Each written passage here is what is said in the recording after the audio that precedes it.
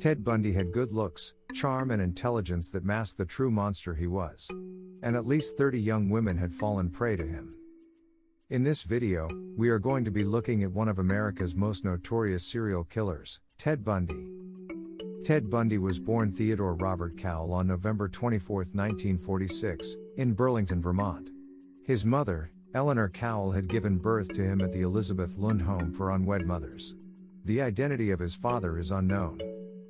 To avoid the social stigma that came along with women having children out of wedlock at that time, Louise moved into her parents' home and had everyone, including young Ted, believe that his grandparents were his parents and Louise was his sister. In 1951, Louise met a man named Johnny Bundy in Tacoma, Washington, and the two soon got married.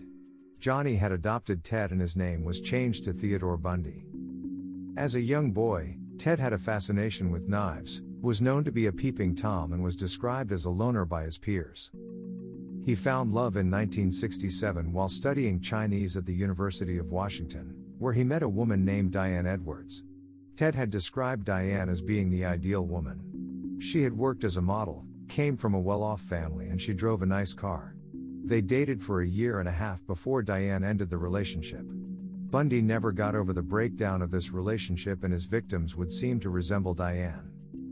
In September of 1969, at the Sandpiper Tavern, Ted Bundy meets a woman named Liz Kendall.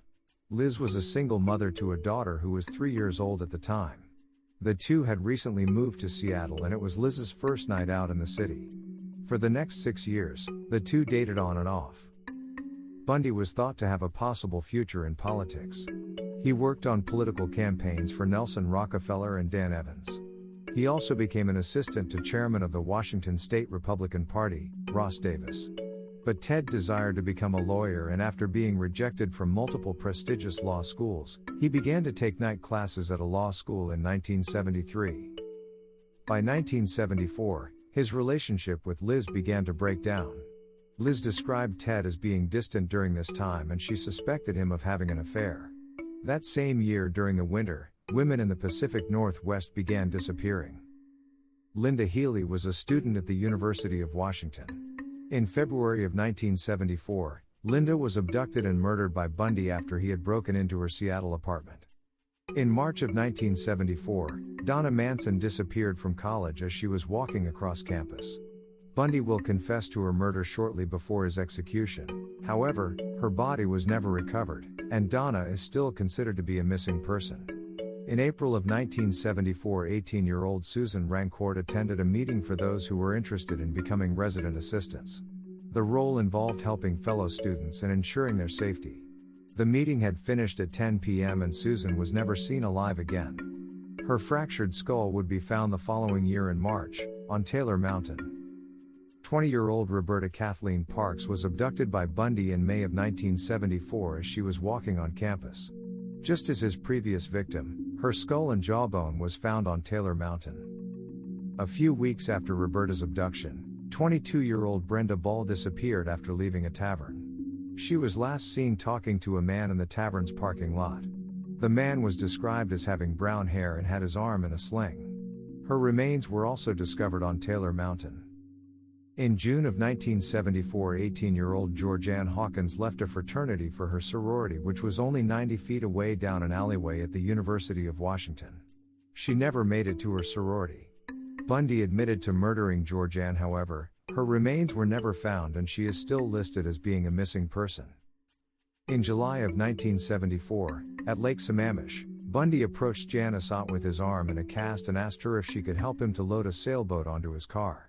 According to witnesses, Janice seemed irritated when the man asked for her help as she was there to relax. But she decided to help him anyway and she was last seen taking her bike towards the parking lot. 19-year-old Denise Naslin was also at Lake Sammamish on the same day, with her boyfriend and 2 friends. She was last seen walking towards the restrooms.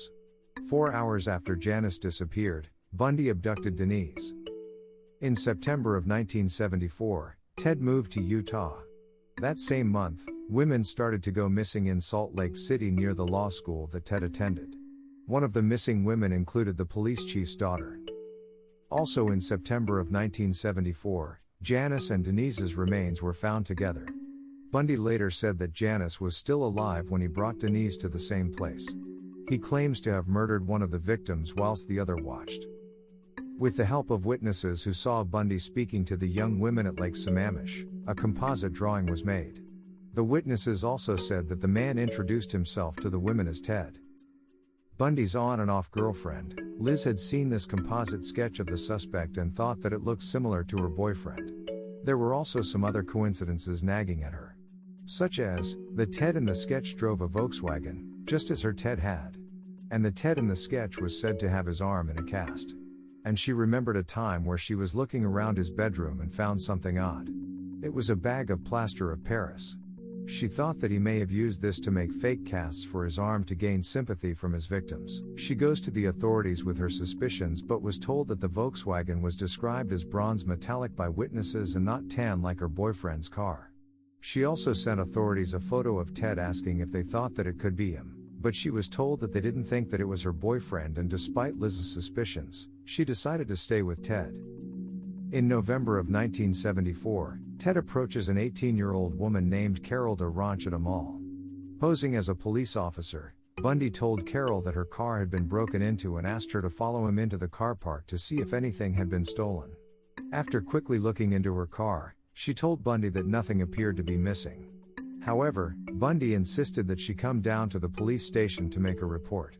He led her to his car, and she thought it was a little odd that he was driving a Volkswagen and not a typical police car.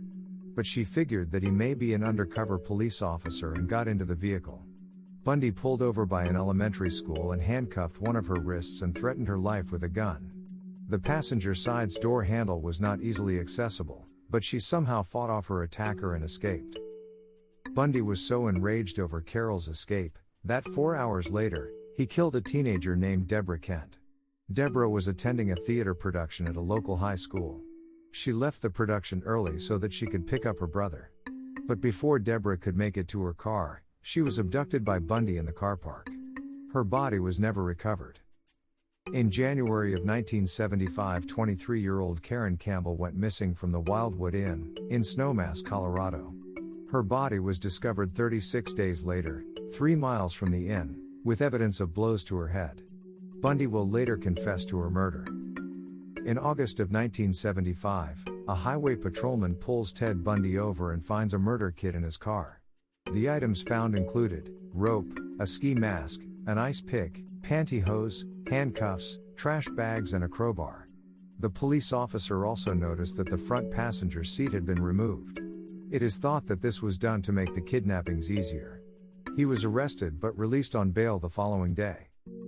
In October of 1975, Cowell identified Bundy in a lineup as being the one who attempted to abduct her.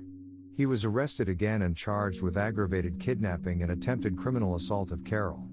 He was held at the Salt Lake City jail. In February of 1976, the kidnapping trial begins in Salt Lake City, Utah, and in March of that year, he is found guilty of aggravated kidnapping and would be sentenced to a maximum of 15 years in Utah State Prison. In October of 1976, Bundy is charged with the murder of Karen Campbell. He was extradited from Utah to Aspen, Colorado in January 1977. Bundy chose to represent himself. In June of 1977, Bundy was briefly left unsupervised at the courthouse. Bundy jumped 25 feet to the ground from the window of the courthouse and a manhunt ensues. He was found almost a week later after stealing a car and drawing attention to himself because of his terrible driving. He was arrested and taken to a facility in Glenwood Springs, Colorado. Whilst held here, Bundy ate very little and lost a tremendous amount of weight. And in December of 1977 he escapes his cell through a light fixture. This led him up to the jailer's apartment, who was not there at the time. Bundy goes to Tallahassee, Florida. In January of 1978, 5 females are attacked at Chi Omega sorority house at Florida State University. Washington state investigators believe this is the work of Ted Bundy. In February of 1978, Bundy abducts 12-year-old Kimberly Leach from school and murders her. A few days later, he is pulled over and he gets into a scuffle with the police officer. He is eventually arrested and gave fake IDs, refusing to reveal his real identity until a couple of days later. In April of 1978, Kimberly Leach's body is found. In July of 1978, Bundy is indicted for the Chi Omega attacks, and in June the following year, the trial begins. There were no fingerprints that would link him to the crimes. However, there were 2 bite marks left of one of the victims, Lisa Levy. The judge told prosecutors to use any and all reasonable force to get tooth impressions from Bundy. During this trial, Bundy went through 14 defense attorneys and even represented himself.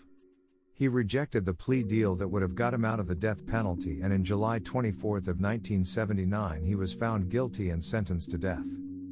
In January of 1980, Bundy went on trial yet again. This time for the murder of Kimberly Leach. During this trial, many female admirers showed up to the courthouse to show their support of Bundy. One of these women was a woman named Carol Boone. Carol met Ted whilst they worked together in an office in Seattle. Shockingly, the two marry each other during the Kimberly Leach murder trial after Bundy asked Carol if she would like to marry him. The marriage was legal after they had made a public declaration in an open courtroom, in the presence of court officers. In February of 1980 he was found guilty of murdering Kimberly and sentenced to death. In October of 1982 Carol Boone gives birth to her and Bundy's daughter. Bundy received 3 stays of executions. He made a bones for time deal in which he told police where the bodies of his victims were, so they would delay the death penalty. On January 21, 1989 he confessed to killing 30 people between 1973 and 1978. It is believed that there are over 100 victims of Bundy's. On January 24, 1989 Ted Bundy was executed in the electric chair. Thanks for watching. If you enjoyed this video, be sure to subscribe to our channel.